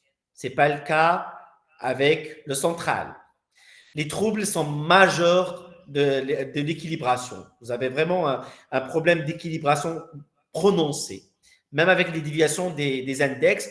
Le nystagmus, il est horizontal ici, et vous avez les épreuves qui sont positives, c'est-à-dire une hypoexcitabilité unilatérale ou carrément une inexcitabilité unilatérale. Voilà. Donc, le périphérique, ça donne un syndrome vestibulaire périphérique harmonieux, concordance clinique et épreuve instrumentale. Et retenez quelques étiologies. Qu'est-ce qui peut être secondaire à une atteinte, enfin, un syndrome vestibulaire périphérique? Ça peut être traumatique par la fracture du rocher. Le rocher qui se trouve derrière le pavillon de votre oreille. Vous avez l'infection, c'est principalement les otites et les mastoïdites. Vous avez les vascularites, c'est principalement dans les hémorragies labyrinthiques. Et vous avez le syndrome de Minière. D'accord? Plus ou moins l'atteinte du nerf vestibulaire, c'est comme vous avez ici une virose qui est le zona. Vous allez le voir cette semaine avec Dr Hajsmaha. Ça fait partie. Bon, le zona, c'est pas comme les fièvres éruptives, hein, parce que ça fait partie de la même famille des varicelles. Vous avez, ah oui, les aminosides. Faites attention. C'est pour ça que vous avez du trouble de l'équilibre. Ça, c'est une question, normalement, vous avez fait, je ne sais pas si vous avez fait les antibiotiques en pharmaco, mais les aminosides, qui est un antibiotique, la famille d'antibiotiques, elle donne une atteinte vestibulaire. Faites attention, c'est un effet secondaire. Donc, retenez ça. On passe, un petit mot sur le syndrome de Ménière. Donc, c'est un vertige, on appelle ça le vertige de Ménière, c'est des poussées avec hyperpression du liquide endolymphatique. Poussée de vertige de Ménière s'accompagne d'une atteinte cochléaire et d'une hypoacousie. Voilà. Donc, si vous faites un examen à l'audiomètre, vous allez trouver une hypoacousie. Alors, on arrive au syndrome vestibulaire central. C'est pratiquement le contraire de ce qu'on vient de voir. Les vertiges sont discrets. Les troubles de l'équilibre ne sont pas franchement latéralisés. Ils ne sont pas très, très clairs. Le nystagmus, il est très marqué par contre. Tout à l'heure, on a dit horizontalisé dans le périphérique, mais il est très marqué, il est très, très patent. Il est vraiment, on le voit clairement. Toujours horizontal. D'ailleurs, je vous ai dit, les nystagmus que j'ai vu, moi, j'ai jamais vu de nystagmus vertical. Hein. Ça, c'est du jamais vu. Bon, je ne l'ai pas vu. Ça existe, mais je ne l'ai pas vu. Le nystagmus vertical, on le voit dans les atteintes. Docteur, le vertige discret, c'est comment? C'est une sensation. Un vertige discret, c'est pas des patients qui voient le déplacement des objets autour d'eux. Ça donne pas des nausées. C'est quand même supportable. Voilà. C'est contrairement au vertige rotatoire. Là, c'est pas un vertige rotatoire. D'accord? Contrairement au périphérique. Est-ce que ça va, Nawal? Il est très discret. Maintenant, le malade, il peut se mettre debout, il peut ne pas tomber, mais il sent ce vertige. Il voit un peu, mais il ne voit pas les déplacements des objets. D'accord? Contrairement au vestibulaire central, vestibulaire périphérique. Et le nystagmus rotatoire, c'est carrément, c'est comme les dessins animés. C'est carrément ça fait vertical et horizontal en même temps. Et là, c'est des trucs, que ce soit le vertical ou le rotatoire, ils sont extrêmement, extrêmement rares. Hein. Moi, personnellement, je les ai jamais vus. L'horizontal, si. C'est très fréquent. Là, je reviens aux épreuves instrumentales, le plus souvent normaux. Et pourquoi on l'appelle disharmonieux? Parce que c'est discordant. On s'attend à ce que l'épreuve instrumentale sont positives avec déclenchement du nystagmus, etc. Là, non. Donc, ils sont pauvres, ils sont négatifs, ils sont disharmonieux, ils sont normaux. Le syndrome vestibulaire est disharmonieux, voilà, c'est principalement par rapport à ces épreuves. Et l'atteinte du nerf cochléaire est très rare. Donc, les signes associés, c'est l'atteinte du tronc cérébral, les troubles oculomoteurs, troubles cérébelleux, ça dépend.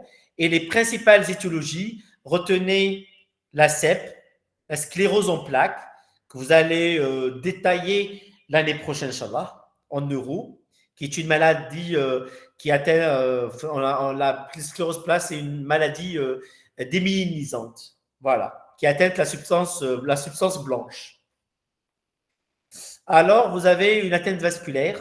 Dans les atteintes vasculaires, vous avez les ischémies et les hémorragies du tronc cérébral.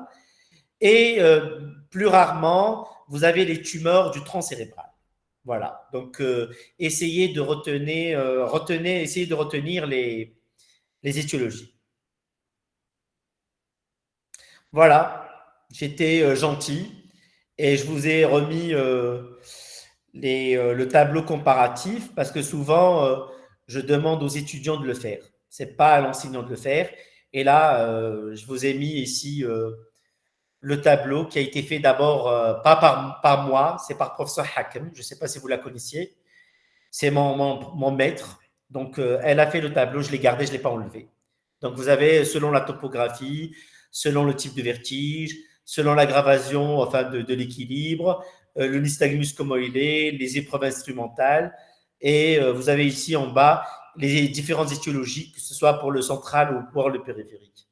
Quand on dit étiologie, ça veut dire les causes de ces syndromes.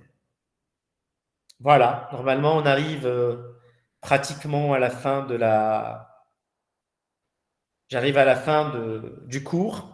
Je ne sais pas si vous avez des questions. Vous voulez qu'on voit, on pourra voir ensemble une vidéo. Est-ce qu'il y a des questions jusque-là? Est-ce que ça va? En tout cas, j'ai eu avec vous les cours les plus barbants, les plus longs et les plus compliqués. Très bien. Retenez cette différence entre le vestibulaire central et périphérique. Faites attention. D'accord? Et les triades, bien entendu. Il n'y a que Cara qui m'a dit oui, ça va. Le reste,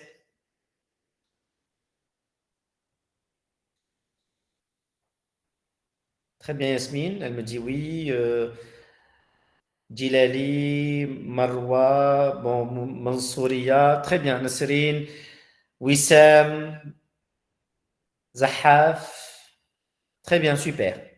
Est-ce que vous voulez qu'on voie ensemble la vidéo? Est-ce que je vous mets la vidéo?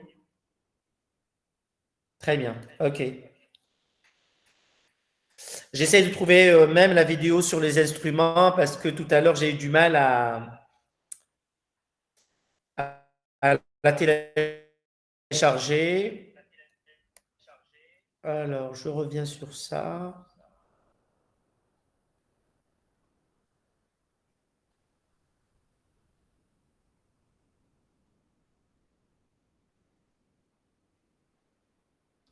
On a vu ça, formation.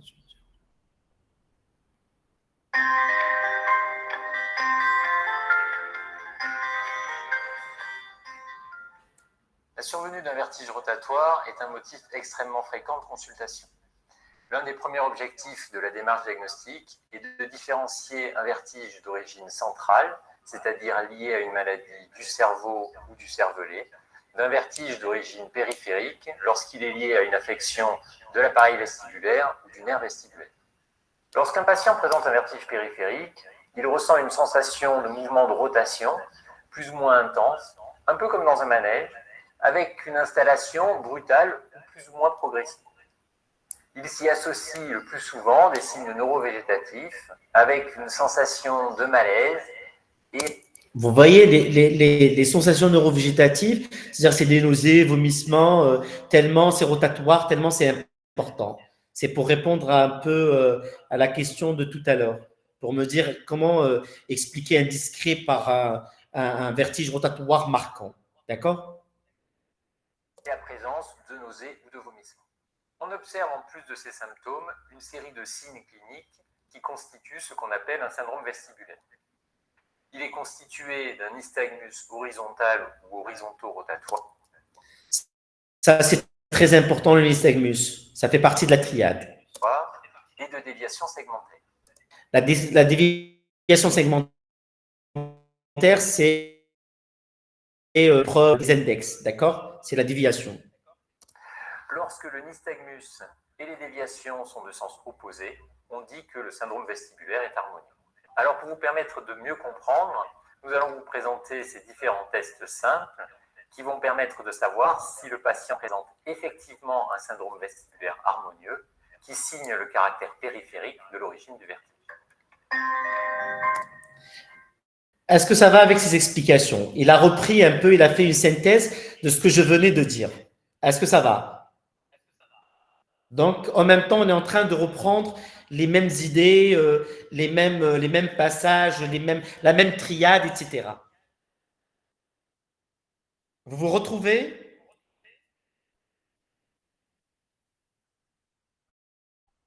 Répondez au moins par oui. Très bien. Super, on continue. Oui, c'est clair.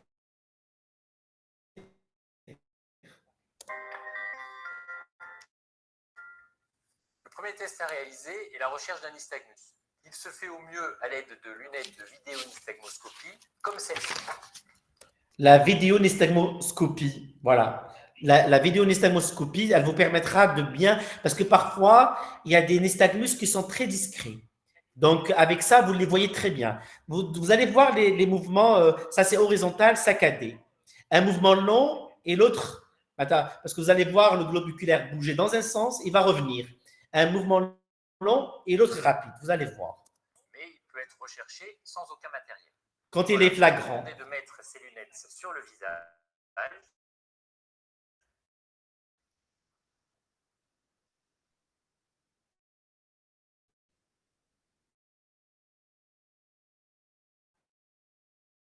De garder les yeux bien ouverts et de regarder devant vous. Latéral, il est lent vers en dehors, il est rapide en dedans. Remarquez. C'est-à-dire que le mouvement se fait essentiellement dans un sens horizontal avec deux temps bien distincts. On visualise une phase lente qui correspond à la phase de chute, suivie d'une phase plus rapide de sens opposé qui correspond à la phase de rattrapage. De manière arbitraire, le nystagmus est défini par la phase rapide. Dans le cas présent, la secousse lente se fait vers la gauche et le mouvement rapide vers la droite. Voilà. Ça, c'est quand même un nystagmus qui n'est pas très, très flagrant, hein, parce que parfois, vous n'avez pas besoin de matériel pour le voir. Mais on voit très bien les deux mouvements lents et rapides. J'espère que c'est tout le monde qui le voit. Hein. On dit qu'il s'agit d'un nystagmus horizontal droit. Lorsque le nystagmus est Très bien, difficile à mettre en évidence ou qu'il persiste un doute, on peut demander au patient de porter son regard latéralement. Ainsi, le nystagmus va être diminué du côté de la secousse lente et va être plus important du côté de la secousse rapide, c'est-à-dire dans le même sens que le nystagmus. La deuxième recherche est la présence de déviation segmentaire qui peut se faire avec différents tests. Le test de base est la recherche de déviation des index. Pour cela, vous voyez, cette déviation des index, c'est carrément l'examen clé et c'est l'examen le plus facile à faire. Il faut demander au patient de décoller le dos du dossier,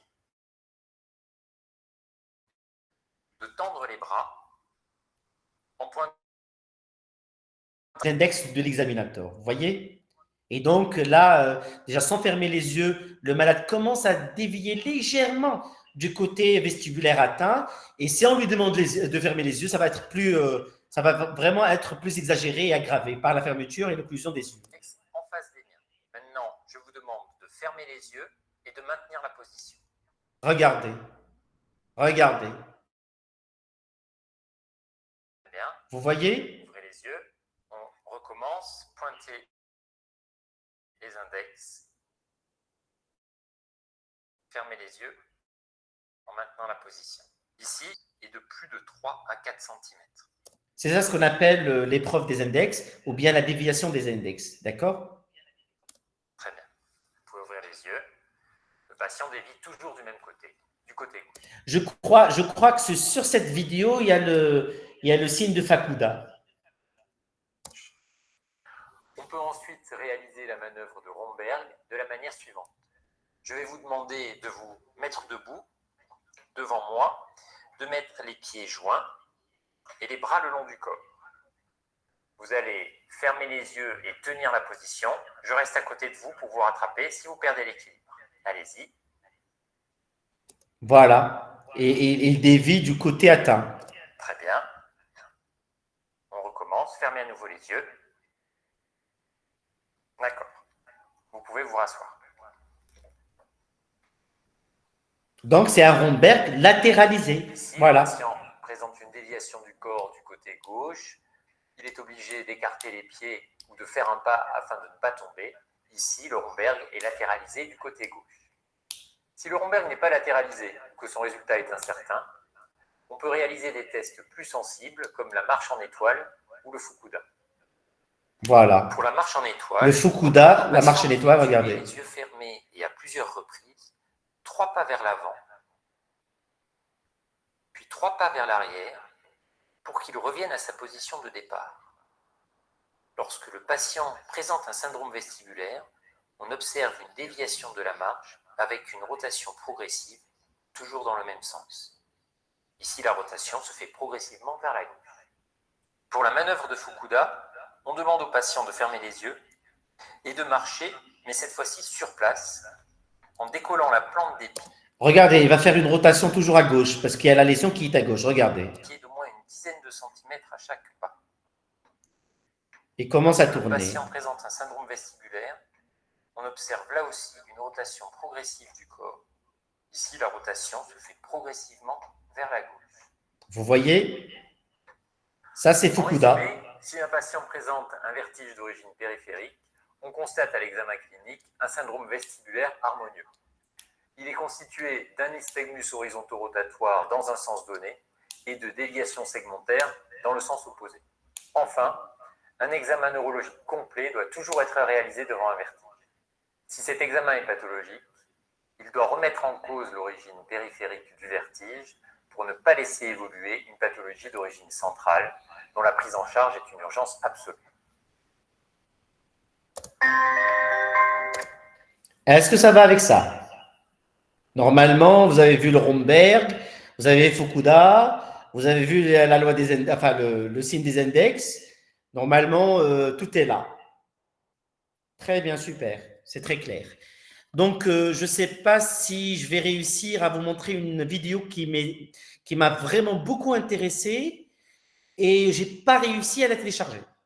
Donc, je vais faire de mon mieux pour essayer de vous montrer la vidéo.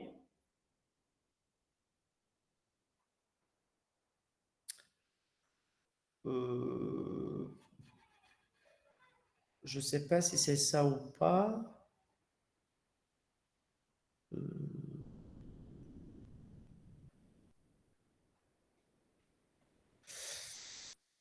Bon.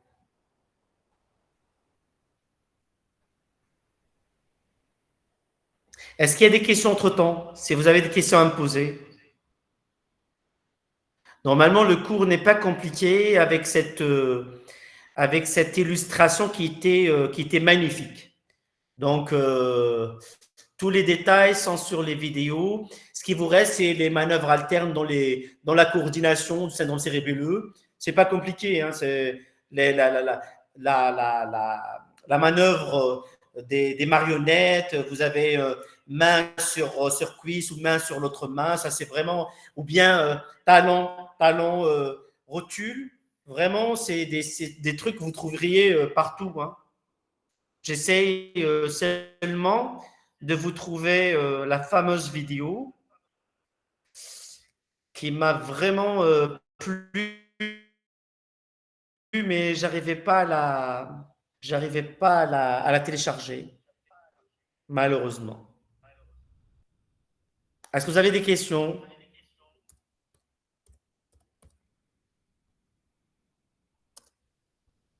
Vous avez tout compris? Non? Super. C'est pas un cours compliqué, hein. C'est pas un cours compliqué. Néanmoins, il faut retenir, docteur, le signe de Fukuda. Je venais de le montrer. Fukuda, c'est avec un U, hein. Bon, moi, j'ai prononcé Fakuda, mais c'est Fukuda. D'accord? C'est UU. D'accord? Fukuda, c'est carrément, on demande aux patients de fermenter. Je vais remettre la vidéo. Est-ce que ce syndrome vestibulaire central ne présente aucune relation avec l'atteinte du cortex cérébral qui le correspond? En fait, c'est pas, si vous avez une atteinte, bon, là, tu parles de centrale. Il faut toujours chercher un problème central. D'ailleurs, ça a été dit. Donc, l'atteinte du cortex cérébral, possible, parce qu'on peut avoir des tumeurs, on peut avoir, et là, ça veut être, c'est ce qu'il était en train de dire le monsieur tout à l'heure. Et donc, possible. Possible, parce qu'il y a toujours des projections vestibulaires centrales. D'accord? Principalement au niveau du cortex. Donc, le signe de Fukuda, je venais de vous le montrer.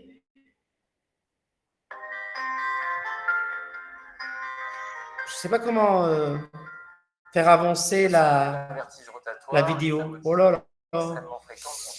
Ça n'avance pas. Je ne vais pas quand même vous montrer toute la vidéo.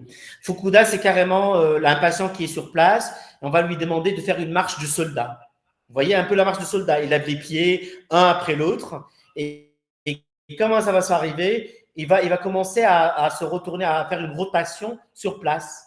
D'accord? Et là, si ça se fait du côté de la lésion.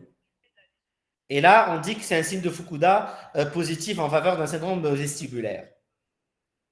Je ne sais pas est-ce que c'est clair ou pas, Kala. Je vous ai montré le patient qui était en train de faire un signe de Fukuda. Normalement, si on demande à un patient de faire une marche du soldat, il restera sur place.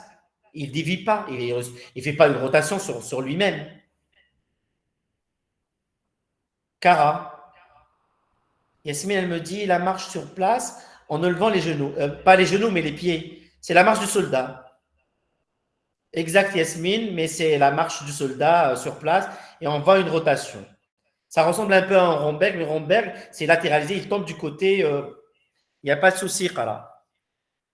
Donc, laissez-moi vous trouver la vidéo instrumentale.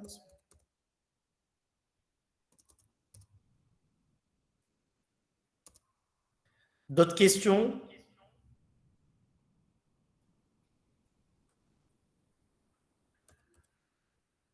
Faites le tableau comparatif entre le.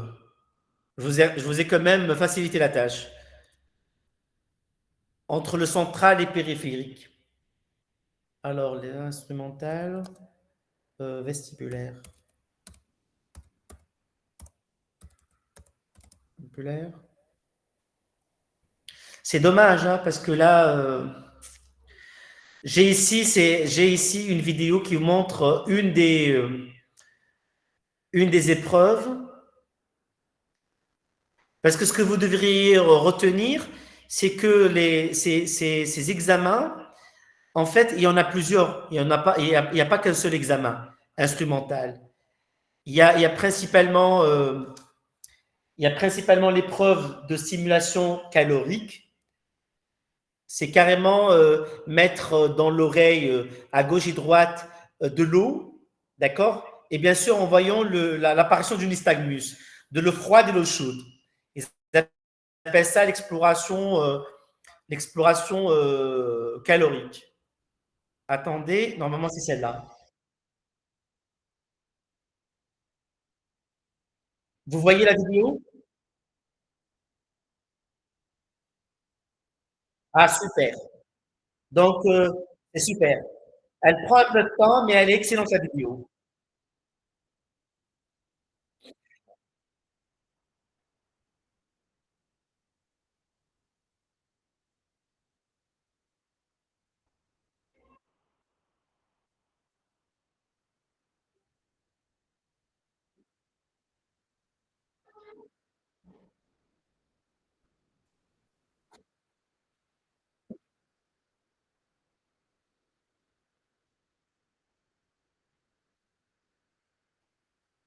Bon, je vais accélérer le rappel anatomique.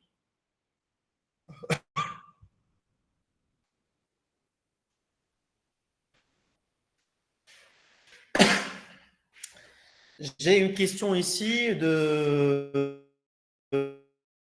Nada qui me dit c'est quoi la relation entre le nystagmus et l'épreuve instrumentale vestibulaire?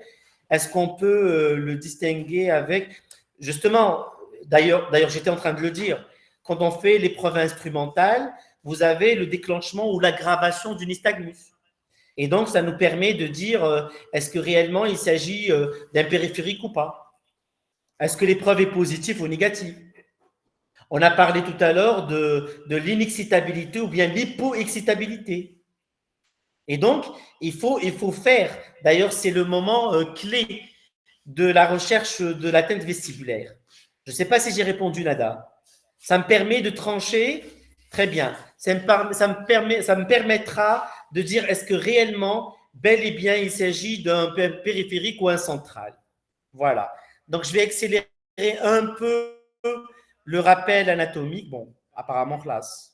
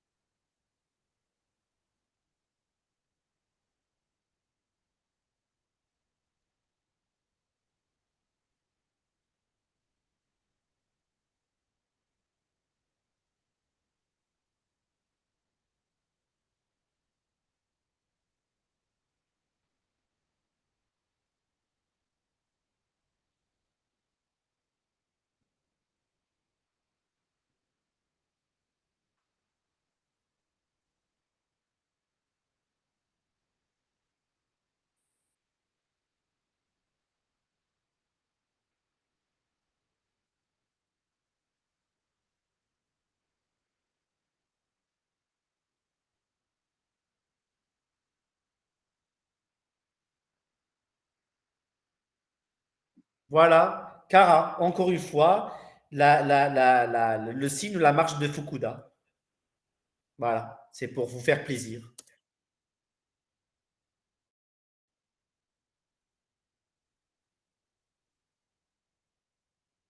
Apparemment, ce monsieur n'a pas une atteinte vestibulaire. Vous voyez? Donc, il reste quand même sur place, même en fermant les yeux. Donc, si c'était un patient qui t'atteint, qui a une lésion vestibulaire, il va faire une rotation sur lui-même, soit dévier à gauche s'il y a une atteinte à gauche, soit à droite si l'atteinte est à droite. Normalement, ça devient très clair là, Cara.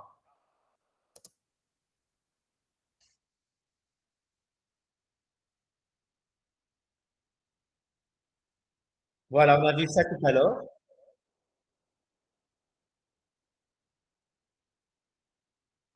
Voilà.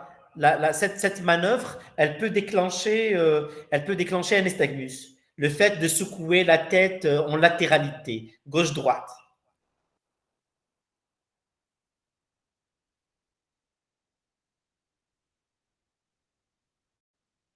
Voilà, un nystagmus par vibration. Ces tests-là, ils font partie des épreuves instrumentales. Vous avez le Head Impulse Test, ce que vous voyez tout à l'heure, et vous avez le nystagmus induit par la vibration qu'il est en train de le faire là maintenant. Ça fait partie des tests.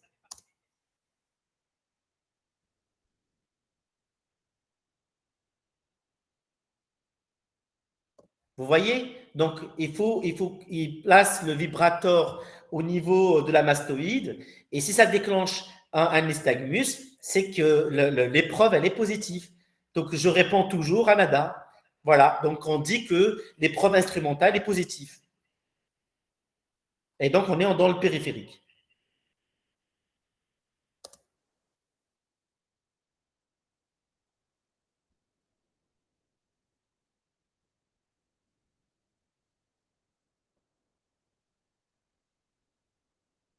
Ça, c'est clinique, hein, c'est pas instrumental.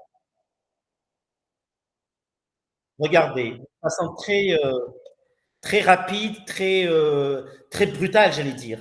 Et ça va déclencher un nystagmus chez le patient. Et d'ailleurs, même un vertige rotatoire. Hein. D'ailleurs, ici, il vous mentionne ici test du canal semi-circulaire postérieur. Avec ces manœuvres-là et ces examens, ils peuvent même se localiser sur le plan topographique.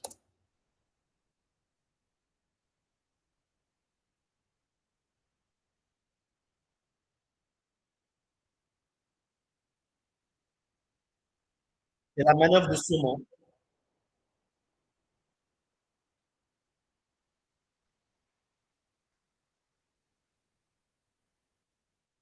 Voilà, les fameux, c'est ce que je disais tout à l'heure, les RVO et les RVC. Tout ce qui est réflexe vestibulo-oculaire, qui lui va être principalement par l'épreuve calorique, l'épreuve rotatoire, le Head Impulse Test qu'on a vu tout à l'heure, le test vibratoire, ce qu'on avait, et Vertical Visual enfin, Subjective, ou le Vertical Visual Subjectif. Donc, normalement, il va passer un par un. Et vous avez dans les réflexes vestibulaires spinales, c'est principalement les potentiels évoqués autolytiques. Autolytique myogénique. Myogénique et autolytique, ça, c'est ce qu'on appelle les RBS. Ça, c'est dans l'instrumental. Hein.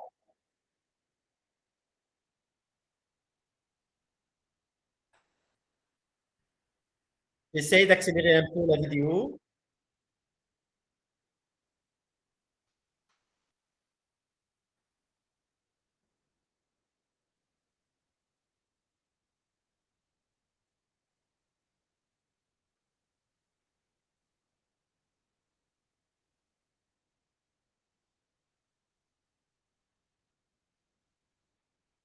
Je ne sais pas s'il y a une vidéo.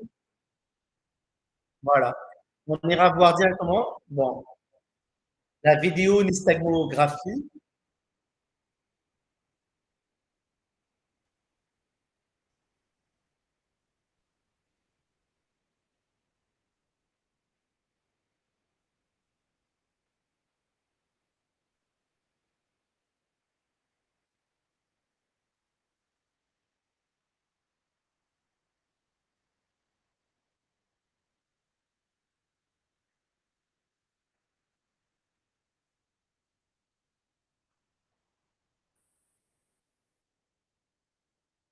Regardez l'apparition du nystagmus.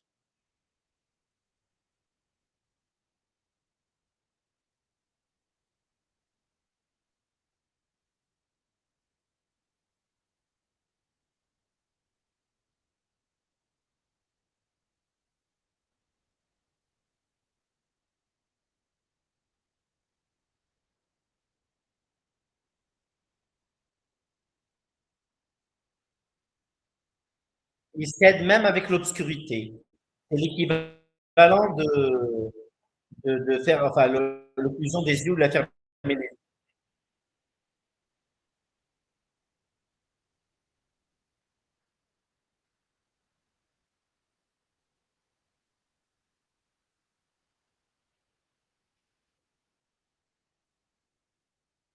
Voilà, l'épreuve calorique. J'en parlais tout à l'heure.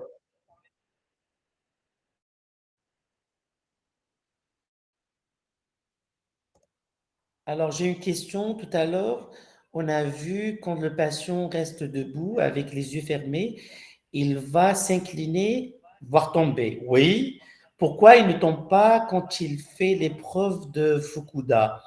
En fait, je pense, ça c'est une excellente question. Je pense que tout à l'heure avec Fukuda, c'était un patient, je pense pas qu'il était malade. C'était pas, il était en train de simuler. Parce que vous avez raison, Fatma.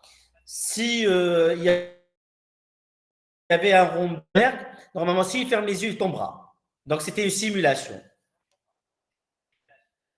D'accord. Si vous avez un Romberg positif, il ne pourra jamais faire le Fukuda avec les yeux fermés.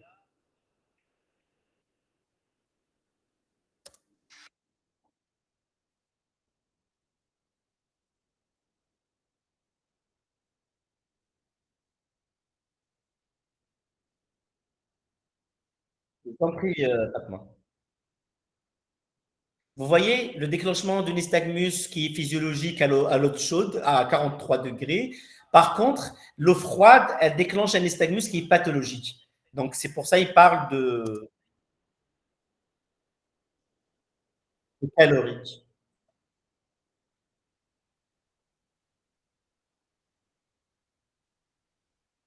Ah, c'est très compliqué, hein, moi, je vous montre seulement, hein, c'est pas les trucs à retenir.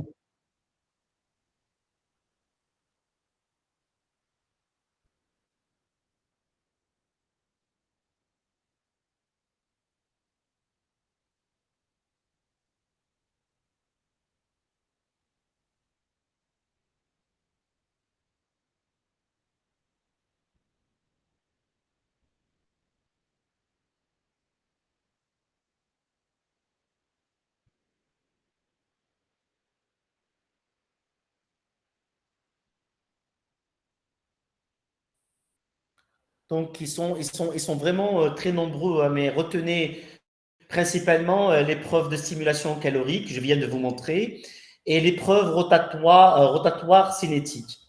Donc, il y a aussi vibratoire, et vous avez les potentiels d'action. Et là, ça vous permettra, s'ils sont positifs, ils déclenchent un nystagmus.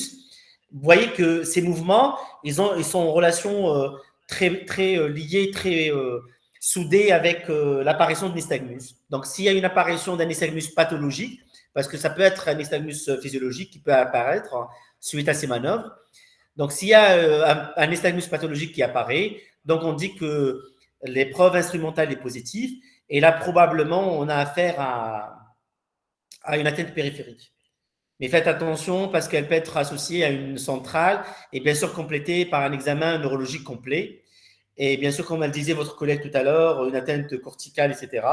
Donc, chercher les tumeurs, faire un scanner et tout le reste. Donc, il ne faut pas se contenter uniquement d'un examen périphérique. Voilà. Donc, normalement, c'est un examen neurologique complet. Donc, c'était principalement ça, parce que c'est dans votre livre, c'est mentionné uniquement épreuve instrumentale positive ou négative, mais il ne vous donne pas d'explication concernant ces examens. Donc, même si vous voulez comprendre plus, vous pouvez chercher après ces vidéos. Je peux même vous les transmettre, il n'y a pas de souci. Et vous allez voir en détail pour chaque examen. Si vous êtes curieux pour voir les examens qu'on fait pour déclencher les nystagmus, c'est pour dire est-ce qu'il s'agit d'un harmonieux, ça veut dire périphérique, ou un disharmonieux, c'est-à-dire central. Voilà. Donc, c'est tout ce que j'avais à vous dire. Je ne sais pas si vous avez, est-ce que c'était clair?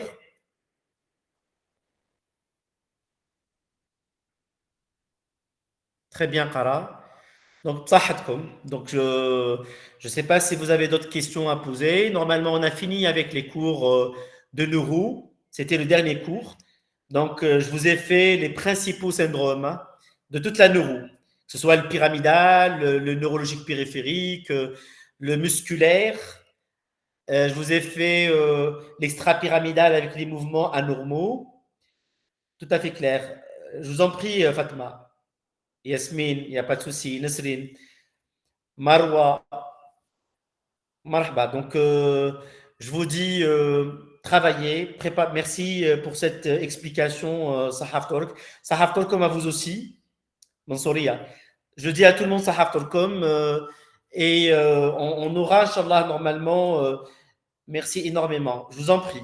Donc, on aura normalement ensemble une séance, une autre visioconférence, voire deux, on verra, selon mon agenda, pour préparer l'examen.